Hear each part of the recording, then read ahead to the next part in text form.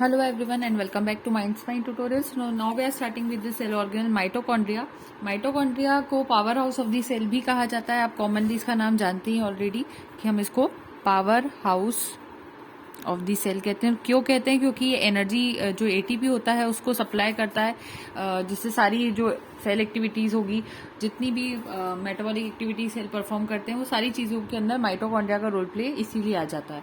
तो एक तो ये चीज होती है. अच्छा, यहाँ थोड़ा सा कैमरा शायद क्लियर. फिर बात आती है कि माइटोकॉन्ड्रिया को सबसे पहले डिस्कवर जिन साइंटिस्ट ने किया था उनका नाम क्या था. तो उनका नाम था कॉलिकर. तो हम कॉलिकर का नाम इस प्लेस पर कहानी को यहाँ लिख लेते हैं छोटा करके. कॉलिकर नाम के एक साइंटिस्ट थे जिन्होंने माइटोकॉन्ड्रिया को डिस्कवर किया था फर्स्ट टाइम. तो बुक में डिस्कवरी जो थी, उन्होंने जिनका नाम था कॉलिकर था, KOLLIKER. उन्होंने फ्लाइट मसल्स जो इंसेक्ट की होती है उसके अंदर सबसे पहले माइटोकॉन्ड्रिया को देखा था. मैं इसको जूम कर रही हूँ थोड़ा सा. देन फीला नाम के एक साइंटिस्ट आए, उन्होंने फ्लेमिंग नाम के एक साइंटिस्ट आए, उन्होंने माइटोकॉन्ड्रिया का नाम फिला रखा था यहाँ पर. तो ये सेकंड टर्मिनोलॉजी भी दी जाती है माइटोकॉन्ड्रिया को. थर्ड, फिर बायोप्लास्ट नाम भी रखा गया था कुछ टाइम के लिए माइटोकॉन्ड्रिया का, जिसमें एल्टमैन नाम के साइंटिस्ट ने ये नाम रखा था. और लास्ट में जो फाइनली माइटोकॉन्ड्रिया नाम आज जो हम यूज करते हैं वो बेंडा नाम के एक साइंटिस्ट थे, उन्होंने उसका नेम रखा था. तो टोटल मिला के 4 यहाँ पर साइंटिस्ट के नेम आ रहे हैं. कॉलिकर, फ्लेमिंग, अल्टमैन और बेंडा. तो ये 4 साइंटिस्ट के नेम्स आपको याद रखना है. नेक्स्ट चीज ये होती है कि माइटोकॉन्ड्रिया को कहा जाता है कि एक तरह की सेमी ऑटोनोमस ऑर्गेनल है. ठीक है, अगर यहाँ पर लिखा हुआ होगा तो मैं चेक करती हूँ, तो हम उसी को मार्क कर देंगे. नहीं लिखा हुआ तो हम यहाँ एडअप कर देते हैं कि एक तरह की सेमी ऑटोनोमस ऑर्गेनल है. अब what do you mean by semi autonomous organelle? वैसे यहाँ पर लिखा हुआ है, अब मुझे दिखाई दे रहा है, सेमी ऑटोनोमस का नाम है.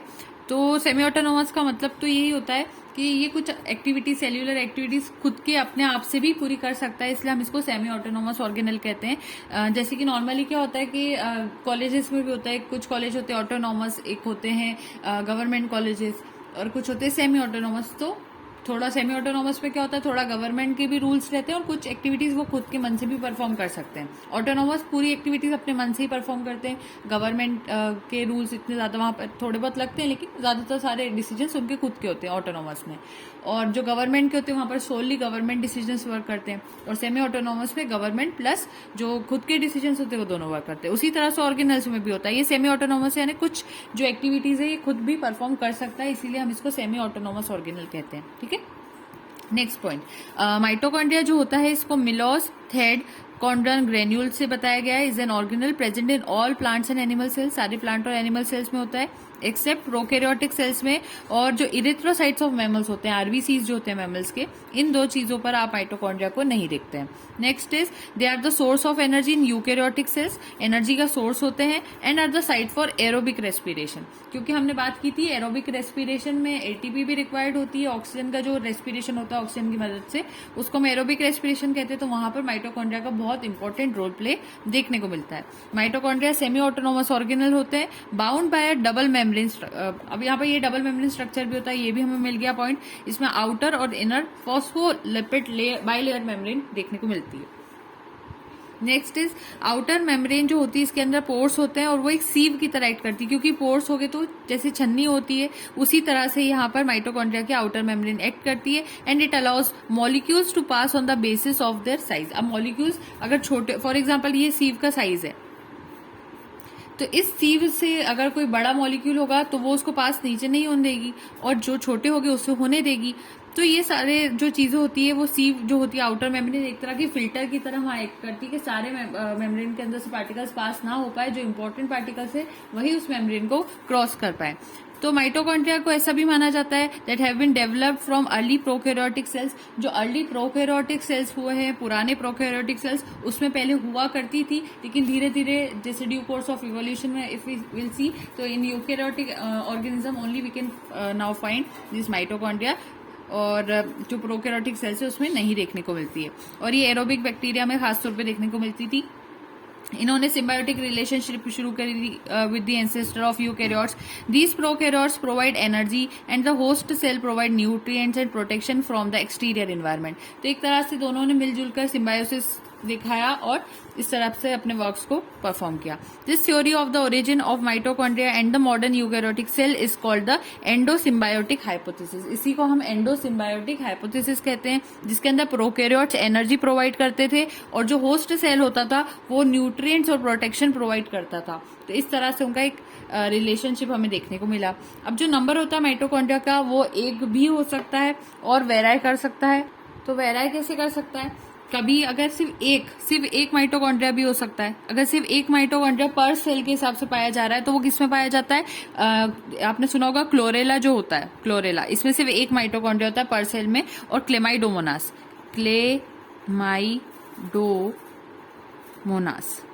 इसमें भी एक माइटोकॉन्ड्रिया होता है। इसके अलावा 5 लाख माइटोकॉन्ड्रिया भी हो सकते हैं पर सेल, जो कि हाईएस्ट नंबर है। ये कहाँ पाया जाता है? जो फ्लाइट मसल्स होती है, फ्लाइट मसल सेल्स होती हैं, उनके अंदर पाया जा सकता है। इसके अलावा 50,000 भी मतलब माइटोकॉन्ड्रिया आप देख सकते हो पर सेल में। तो वो किस्म होता है जो जायंट अमीबा होती है, जिसको केओस भी कहा जाता है। इनमें 50,000 माइटोकॉन्ड्रिया हो सकते हैं और सबसे मैक्सिमम 5 लाख माइटोकॉन्ड्रिया देखे जाते हैं, क्योंकि फ्लाइट मसल सेल्स की एक्टिविटी बहुत ज्यादा होती है, उनको ज्यादा एनर्जी की रिक्वायरमेंट होती है। इसी वजह से उनके अंदर 5 लाख माइटोकॉन्ड्रिया पर सेल भी देखने को मिलते हैं। और 1 माइटोकॉन्ड्रिया में आप एग्जाम्पल याद रखेंगे क्लोरेला का और क्लेमाइडोमोनास का। So the number of mitochondria varies with the cell type and functional stages. There may be as many as 500 to 1000 mitochondria in the cytoplasm of metabolically active cells such as heart muscles and secretory cells. Mitochondria of a cell are collectively known as chondriome. अब structure of mitochondria की बात की जाएगी यहाँ पर। तो on the basis of there chemical composition mitochondria consist of 65 to 75% proteins. बहुत ज्यादा अमाउंट में प्रोटीन्स देखने को मिलता है। सेकेंड, 25 से लेकर 30% लिपिड्स हो सकते हैं, 5 to 7% डीएनए हो सकता है और 0.5% तक इसमें आरएनए हो सकता है। और ये जनरली स्फेरिकल और रॉड शेप का होता है। ठीक है, जनरल शेप जो इसका होता है वो इस तरह का होता है। इसमें 2 मेम्ब्रेन्स हो सकती है, एक आउटर मेम्ब्रेन होती है और दूसरी इनर मेम्ब्रेन होती है। इनर मेम्ब्रेन में आप देखोगे कि वहां पर फोल्डेड रहती है, वो थोड़ी सी मैं इसको डायग्राम में शो करती हूँ। जैसे आउटर मेम्ब्रेन अगर ये सर्कुलर वे में, तो जो इनर मेम्ब्रेन होती है वो कुछ इस तरह से देखने को मिलती है, ऐसे फोल्ड्स होते हैं उसमें। ठीक है, ये अगर आउटर मेम्ब्रेन है तो अंदर वाली इनर मेम्ब्रेन है। अब जो आउटर मेम्ब्रेन होती है अगर हम उसकी बात करें तो आउटर मेम्ब्रेन जनरली अगर आप इसके सारे इंपॉर्टेंट पॉइंट समझे तो इसमें जो प्रोटीन का नंबर होता है, प्रोटीन आउटर मेम्ब्रेन में हमेशा लेस होता है। वहीं इनर मेम्ब्रेन में बात की जाए तो इसका प्रोटीन जो कंटेंट होता है वो ज्यादा होता है।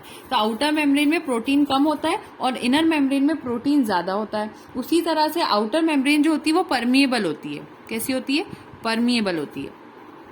वहीं अगर मैं इनर मेम्ब्रेन की बात करूं तो यहाँ पर प्रोटीन तो ज्यादा होता ही है, लेकिन ये कैसी होती है? सिलेक्टिवली परमिएबल होती है, सिलेक्टिवली परमिएबल होती है। ठीक है, तो इनर और आउटर मेम्ब्रेन का डिफरेंस हमें पता होना चाहिए कि आउटर मेम्ब्रेन में लेस प्रोटीन होता है और ये परमिएबल होती है। उसी तरह से इनर मेम्ब्रेन में प्रोटीन तो ज्यादा होता है लेकिन ये कैसी होती है? सिलेक्टिवली परमिएबल होती है। तो और ये जो फोल्ड्स होते हैं, इस फोल्ड्स को हम क्या नाम देते हैं? हम इसको फोल्ड्स को क्रिस्टा नाम देते हैं, क्रिस्टे। सो इनर मेम्ब्रेन फोल्डेड होती है into a series of internal ridges. उन इंटरनल रिजेस को हम क्या कहते हैं? क्रिस्टे कहते हैं। विच में बी ब्रांच्ड और ट्यूबुलर, वो ब्रांच्ड भी हो सकता है और ट्यूबुलर भी हो सकता है। This arrangement greatly increases the surface area inside the mitochondria. और ऐसे अरेंजमेंट होने की वजह से, क्योंकि जितने ज्यादा फोल्ड्स होते हैं उतना ज्यादा वहां पर क्या होता है? सरफेस एरिया बढ़ जाता है। जैसे हमने इंटेस्टाइन में बात की थी कि इंटेस्टाइन में विलाई लाइक स्ट्रक्चर्स होते हैं जिस वजह से उसका सरफेस एरिया बढ़ जाता है। इसी तरह से यहाँ पर भी सरफेस एरिया बढ़ाने के लिए क्रिस्टे पाए जाते हैं इनर मेम्ब्रेन में और उससे उसका सरफेस एरिया वहां पर बढ़ता है। हेंस यहाँ पर 2 कंपार्टमेंट्स होते हैं माइटोकॉन्ड्रिया में। एक होता है इंटर मेम्ब्रेन स्पेस, जो कि कहाँ से कहाँ तक होती है? इंटर मेम्ब्रेन स्पेस में बताती हूँ पहले। 2 मेम्ब्रेन के बीच की स्पेस होती है, यानी आउटर और इनर के बीच में यहाँ जो स्पेस होगी, ठीक इन 2 मेम्ब्रेन के बीच में जो स्पेस होगी उसको हम कहते हैं इंटर मेम्ब्रेन स्पेस। इसके अलावा हमारे पास कौन सी होती है? इसको पहले तो एडजस्ट कर लेते हैं। ठीक है, आउटर और इनर मेम्ब्रेन स्पेस के बीच में होती है इंटर मेम्ब्रेन स्पेस। और इसके अलावा होती है matrix which is bound by the inner membrane. और जो इनर मेम्ब्रेन के अंदर अंदर की स्पेस होती है हम उसको कहते हैं मैट्रिक्स। तो हमारे डायग्राम से ही समझते हैं हम इस चीज को। हमने यहाँ छोटा सा जो डायग्राम बनाया था कि इस आउटर मेम्ब्रेन और इनर मेम्ब्रेन के बीच का ये जो स्पेस रहता है हम उसको इंटर मेम्ब्रेन स्पेस कहते हैं। वहीं ये जो अंदर इनर मेम्ब्रेन के अंदर जो चीज पाई जाती है सिर्फ और सिर्फ इनर मेम्ब्रेन के अंदर, उसको हम क्या नाम देते हैं? हम उसको मैट्रिक्स का नाम देते हैं। तो मैट्रिक्स और इंटर मेम्ब्रेन सिस्टम ये दोनों आपको समझ में आ गए होंगे। Most of the reactions of the citric acid cycle and fatty acid oxidation occur in matrix. और मैट्रिक्स में कौन कौन सी रिएक्शंस होती है, बहुत इंपॉर्टेंट पॉइंट है। यहाँ पर साइट्रिक एसिड साइकिल होगी और फैटी एसिड का जो ऑक्सीडेशन होगा, दोनों स्टेप्स यहाँ पर देखने को मिलती है। जब मैंने एनिमल फिजियोलॉजी की अभी एक प्लेलिस्ट बना रखी चैनल पे एंड बायोकेमिस्ट्री के नाम से, उसमें मेटाबॉलिज्म को डिटेल में जहाँ पढ़ा रखा है, आप वहां पर चेक करेंगे तो आप देखेंगे जहां हमने सिट्रिक एसिड साइकिल पढ़ी थी उसी में हमने ये भी बात डिस्कस की थी कि मैट्रिक्स के अंदर ये रिएक्शंस होती है। तो वो मैट्रिक्स कहाँ का होता है, वो यहाँ पर से ही हमने उसका वर्ड लिया था। ठीक है, अब आपके सामने स्ट्रक्चर आ रहा है माइटोकॉन्ड्रिया का, जिसमें यहाँ आउटर मेम्ब्रेन शो की गई है, ये फोल्ड्स में इनर मेम्ब्रेन शो की गई है। इसके अलावा यहाँ पर बीच में टीसीए साइकिल को दिखाया गया है कि वो क्योंकि मैट्रिक्स में होती है तो टीसीए लिख दिया गया है। इसके अलावा ये फोल्ड्स क्या कहलाते हैं, क्रिस्टे कहलाते हैं, और यहाँ पर ईटीसी लिखा गया है। इसके अलावा दो मेम्ब्रेन के बीच की स्पेस को इंटर मेम्ब्रेन सिस्टम कहा गया है, और अंदर की जो स्पेस होती है हमने उसको मैट्रिक्स का नाम दिया है। और डीएनए भी यहाँ पर शो किया गया है कि यहाँ पर डीएनए भी होता है। तो इस तरह से यहाँ पर सारे इंपॉर्टेंट पॉइंट्स हमने इस डायग्राम में मेंशन किए। अब इसके अगले पॉइंट को पढ़ते हैं, यहाँ से रीड आउट करेंगे।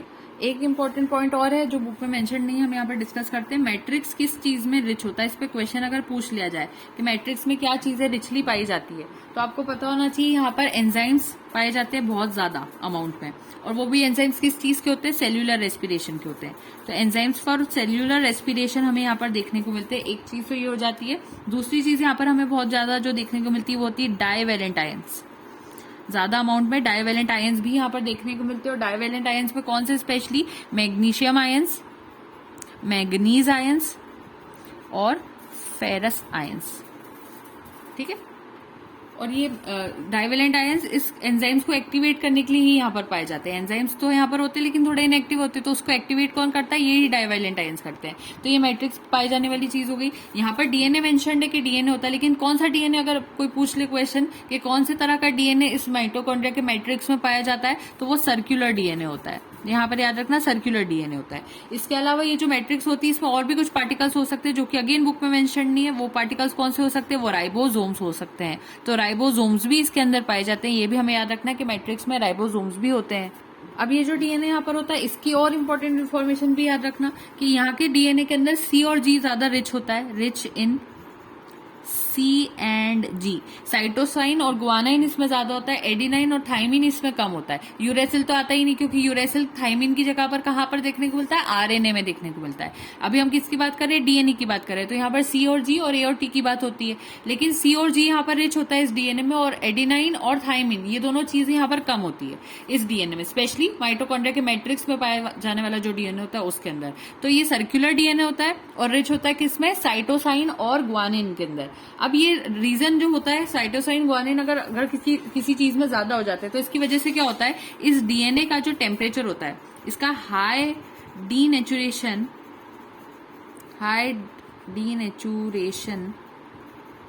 टेम्परेचर हो जाता है, क्योंकि इसमें साइटोसाइन और ग्वानिन ज्यादा है। इस वजह से इस डीएनए का हाई डीनेचुरेशन टेम्परेचर देखने को मिलता है। अब हाई डीनेचुरेशन टेम्परेचर क्या मतलब, क्या अगर आपको इस डीएनए को ब्रेक करना है तो आपको इसको ज्यादा टेम्परेचर देकर ब्रेक करना पड़ेगा। अब ऐसा क्या रीजन है कि इसको ज्यादा टेम्परेचर से ही ब्रेक कर पा रहे, कम टेम्परेचर से क्यों नहीं कर पा रहे, क्योंकि हमें ये पता है कि एडिनाइन और थाइमिन के बीच में जो दो बॉन्ड्स होती है वो डबल बॉन्ड्स होती है। वहीं अगर हम साइटोसाइन और ग्वानिन के बीच में बात करें, सी और जी के बीच में बात करें, तो इनके बीच में ट्रिपल बॉन्ड होती है। और जितनी ज्यादा बॉन्ड किसी चीज में अगर पाई जाती है तो उसको ब्रेक करना भी उतना ज्यादा हमारे लिए वहां पर मुश्किल हो जाता है, क्योंकि बॉन्ड थोड़ी सी स्ट्रांग हो जाएगी यहाँ पर। तो इन दो के बीच में, क्योंकि यहाँ पर साइटोसाइन और ग्वानिन ज्यादा होगा तो तीन ट्रिपल बॉन्ड ज्यादा देखने को मिलेगी। तो ट्रिपल बॉन्ड्स को तोड़ने के लिए हाई डीनेचुरेशन टेम्परेचर लग जाता है।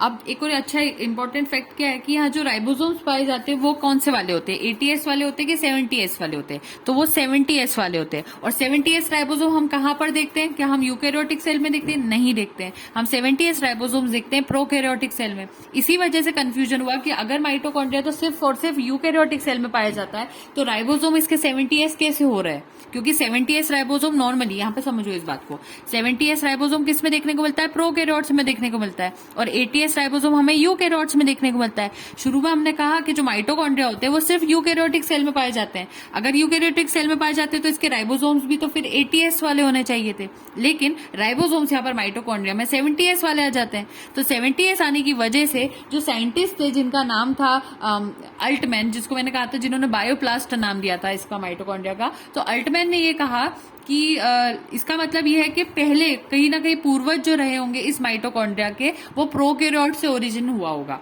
इसी वजह से प्रोकैरियोट्स का ओरिजिन वाली थ्योरी यही थी, जिसको अभी हमने यहाँ पर देखा था ना, ये वाली थ्योरी, एंडो सिम्बायोटिक हाइपोथेसिस। ये जो पूरा हिस्ट्री वाला पोर्शन है वो आया ही इसलिए क्योंकि इसके जो राइबोसोम्स होते हैं वो कैसे होते हैं, वो प्रोकैरियोट्स जैसे होते हैं। इसी वजह से ऑल्टमैन ने कहा कि राइबोसोम्स का जो 70s का कॉम्बिनेशन है वो प्रोकैरियोट से मिल रहा है, इसका मतलब इन दोनों के बीच में कहीं ना कहीं कुछ ना कुछ रिलेशन रही होगी। तो ये तो आपको यहाँ पर आंसर याद हो गया होगा। लेकिन यहाँ पे एक चीज और याद रखना है कि अगर हम बात करें मैमेलियन माइटोकॉन्ड्रिया में, मैमेलियन आरबीसीज की बात करेंगे तो वहां तो सीधे सीधे हमें पता है माइटोकॉन्ड्रिया होता ही नहीं है। मैमेलियन आरबीसी का मैंने आपको यहाँ शुरू में बता दिया था कि वो एक्सेप्शन है, ये लिखा है हमने यहाँ पर, शायद हाँ यहाँ लिखा था। इरिथ्रोसाइट्स ऑफ मैमल्स में तो होता ही नहीं माइटोकॉन्ड्रिया, लेकिन मैमल के दूसरे सेल्स भी तो होते हैं आरबीसी के अलावा, वहां पर तो माइटोकॉन्ड्रिया होगा। तो उन माइटोकॉन्ड्रिया की अगर कोई बात करे कि वहां के माइटोकॉन्ड्रिया में, यानी कि यहाँ लिखते हैं हम इसको, मैमेलियन माइटोकॉन्ड्रिया, उसके अंदर राइबोसोम्स कितने होते हैं? तो राइबोसोम्स यहाँ पर होते हैं 55S वाले, याद रखना।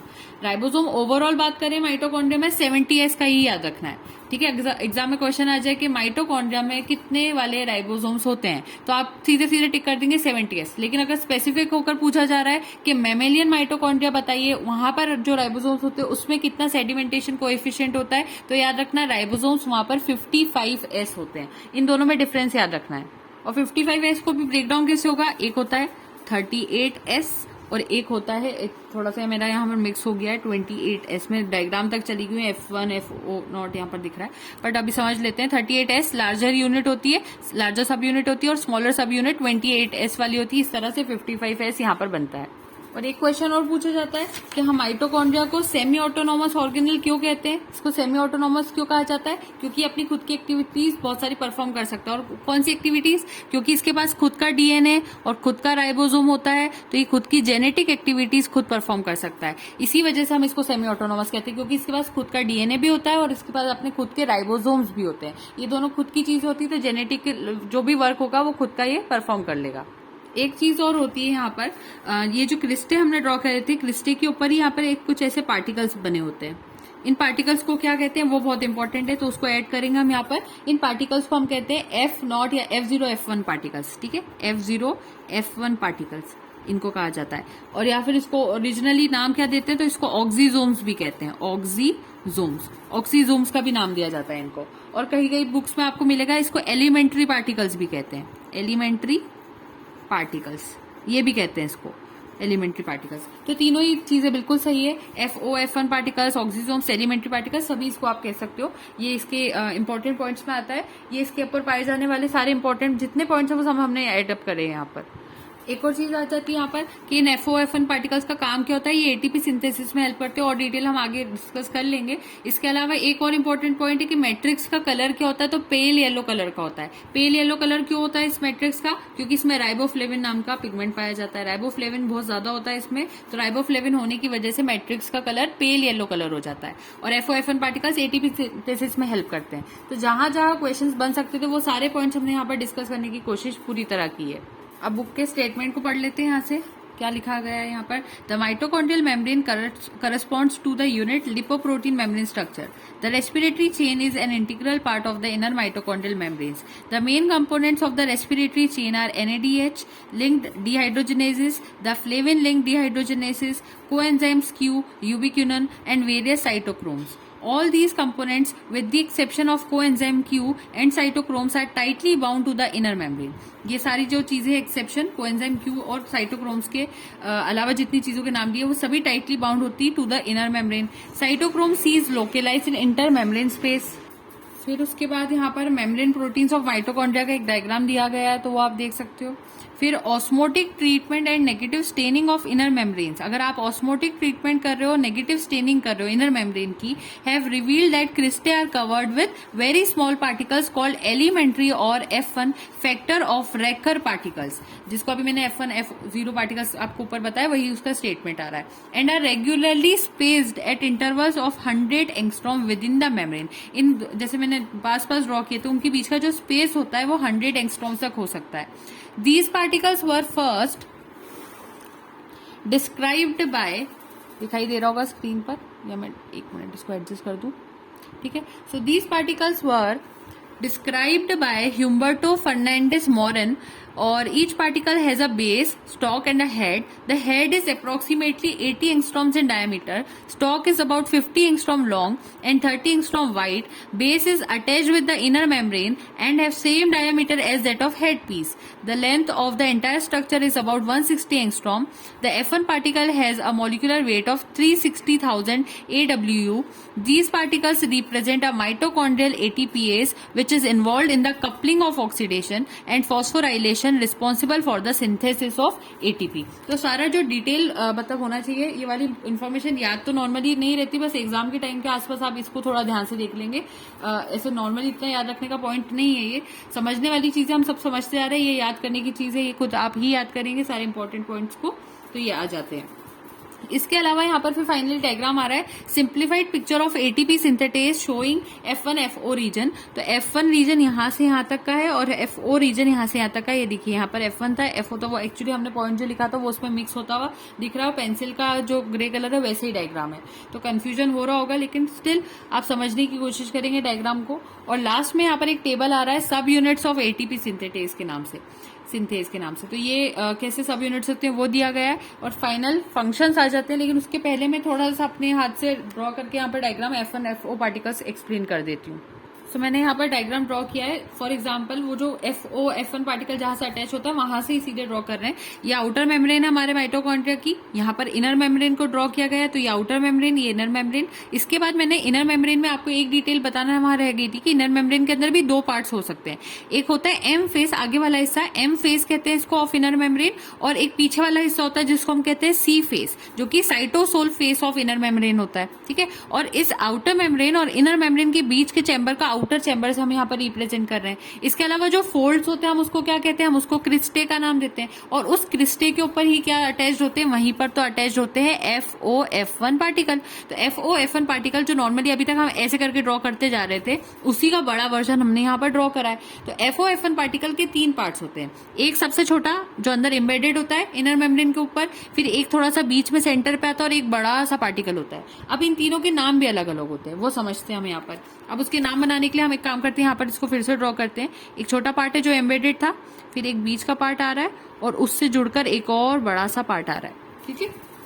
इसको क्या कहते हैं, इस सबसे शुरू वाले को कहते हैं FO पार्टिकल। इसी को बेसिकली क्या कहते हैं, FO पार्टिकल कहते हैं। ये FO पार्टिकल के बाद एक और जो छोटा स्ट्रक्चर है, ये भी एक प्रोटीन स्ट्रक्चर होता है। तो अब इसके नेम्स हमने यहाँ पर लिख दिए। FO पार्टिकल जो सबसे शुरू में था, इसको हम बेस भी कहते हैं, और तीनों ही प्रोटीन होते हैं, हाँ, तीनों ही प्रोटीन स्ट्रक्चर होते हैं। फिर जो बीच वाला पोर्शन था, हम उसको क्या कहते हैं, बीच वाले पोर्शन को F5 F6 पार्टिकल भी कहते हैं, स्टॉक कहलाता है ये। और सबसे ऊपर एक सर्कुलर तरह का जो स्ट्रक्चर दिख रहा है, हम इसको F1 पार्टिकल कहते हैं, और इसको हम हेड कहते हैं। तो बेसिकली FO F1 पार्टिकल ये वाला और ये होता है, और बीच में क्या होता है, F5 F6 पार्टिकल होता है, और वो स्टॉक कहलाता है। और F1 पार्टिकल जो कि हेड होता है, ये इसको हेड कहते हैं, और साथ में इसको एटीपी सिंथेटेज भी कहते हैं, क्योंकि ये एटीपी का सिंथेसिस करवाता है। मैंने शुरू में बताया था ना, एटीपी का सिंथेसिस होता है FO F1 पार्टिकल में, तो वहां पर भी कौन स्पेसिफिकली करवाता है, तो F1 पार्टिकल वहां स्पेसिफिकली एटीपी का सिंथेसिस करवाता है, इसलिए इसको एटीपीएस या एटीपी सिंथेटेज भी कहा जाता है। तो ये यहाँ पर इसको डायग्राम को हमने बहुत अच्छे से ड्रॉ करा है, ताकि यहाँ पर कोई सा भी डाउट यहाँ पर आपका बाकी ना रहे। तो ये तो आपको मेन चीज समझ में आ गई होगी। और यहाँ पर क्या होता है, मैंने शुरू में बताया था कि इनर मेम्ब्रेन जो होती है, इनर मेम्ब्रेन, इसमें प्रोटीन रिच होता है और बाकी लिपिड्स और फैट कंटेंट कम होता है। वहीं आउटर मेम्ब्रेन जो होती है, वहां पर जो प्रोटीन कंटेंट होता है वो थोड़ा कम होता है, लेकिन लिपिड और फैट कंटेंट थोड़ा ज्यादा होता है। इसी वजह से यहाँ से शुरुआत होती है, इलेक्ट्रॉन ट्रांसपोर्ट चेन के थ्रू यहाँ पर प्रोटीन रहते हैं, वो सब आगे जाते हैं। इस टाइप से एक एक चीज होती जाती है। एटीपी सिंथेसिस किस तरह से होता है, वो प्रोसेस इलेक्ट्रॉन ट्रांसपोर्ट चेन जब मैं आपको प्लांट फिजियोलॉजी पढ़ाऊंगी उसमें आपको डिटेल में समझाऊंगी। और बाकी जूलॉजी स्टूडेंट्स का जो कोर्स तैयार है MSc एंट्रेंस का, उसमें उन्होंने अगर पढ़ा होगा तो वहां पर ETC को मैंने इलेक्ट्रॉन ट्रांसपोर्ट चेन को अच्छे से डिटेल में वहां पर समझा रखा है। तो ये चीज होती है ETC, इलेक्ट्रॉन ट्रांसपोर्ट चेन को कहा जाता है। ये बात आपको समझ में आ गई होगी, और आज का ये डायग्राम भी समझ में आ गया होगा। फंक्शंस देखते हैं। फंक्शंस में mitochondria transfer the chemical energy of the metabolites of the cell through Krebs cycle and the respiratory chain into high energy phosphate bond of adenosine triphosphate. ATP synthesis करवाता है, पहला पॉइंट तो यही याद रखना है, ठीक है। सबसे इंपॉर्टेंट पॉइंट यही होता है कि एटीपी सिंथेसिस करवाता है, कैसे करवाता है वो आपने FO F1 पार्टिकल से थोड़ा समझ लिया होगा, आइडिया लग गया होगा।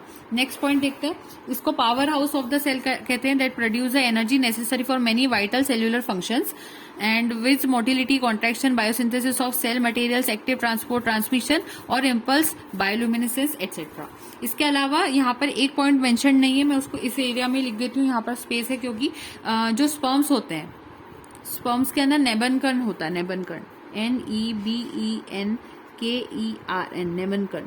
तो नेबन कण जो होता है, इसके अंदर स्पर्म्स के अंदर भी एटीपी सिंथेसिस का वर्क देखने को मिलता है। स्पर्म की टेल में एनर्जी प्रोवाइड करते हैं जिससे कि वो स्विम कर पाते हैं, तो वो नेबन कण से ही आते हैं। एक चीज और करवाता है, थर्मियोजेनेसिस। थर्मियोजेनेसिस का मतलब होता है हीट का प्रोडक्शन करवाना, तो थर्मियोजेनेसिस भी माइटोकॉन्ड्रिया करवाता है। फोर्थ पॉइंट की बात करते हैं तो ये साइटोप्लाज्मिक इनहेरिटेंस में भी बहुत इंपॉर्टेंट रोल प्ले करता है। जब मैंने जूलॉजी का कोर्स पढ़ाया है MSc का, उसमें मैंने पढ़ाया था साइटोप्लाज्मिक इनहेरिटेंस को क्या होता है, उसको पूरा डिटेल में समझाया, सारे कंसेप्ट आपके क्लियर हो जाते हैं वहां पर। तो साइटोप्लाज्मिक इनहेरिटेंस के अंदर भी इसका रोल प्ले देखने को मिलता है। इसके अलावा विटेलोजेनेसिस भी करवाता है, तो यहाँ पर हम ऐड कर देते हैं, यहाँ इस बुक के अंदर जो जो पॉइंट्स नहीं है मैं बताती आ रही हूँ। विटेलोजेनेसिस यानी कि योग का सिंथेसिस, वो भी करवाता है। इसके अलावा क्रेब्स साइकिल और TCA साइकिल और सिट्रिक एसिड साइकिल आकर इन मैट्रिक्स, ये भी होता है। And all the enzymes of the cycle found in matrix except the enzyme succinic dehydrogenase which is found attach to the inner mitochondrial membrane. फिर it can transiently store calcium for cells, homeostasis of calcium. It regulates membrane potential. It is the site of steroid biosynthesis. और वाइटेलोजेनेसिस का मैंने एक और point बताया था कि यहाँ पर जो गोल्जी बॉडीज होती है वहां पर भी वाइटेलोजेनेसिस बताया था, तो आप कंफ्यूजन में ना जाना। माइटोकॉन्ड्रिया प्लस गोल्जी बॉडी दोनों ही मिलकर वाइटेलोजेनेसिस करवाती है, ये याद रखना।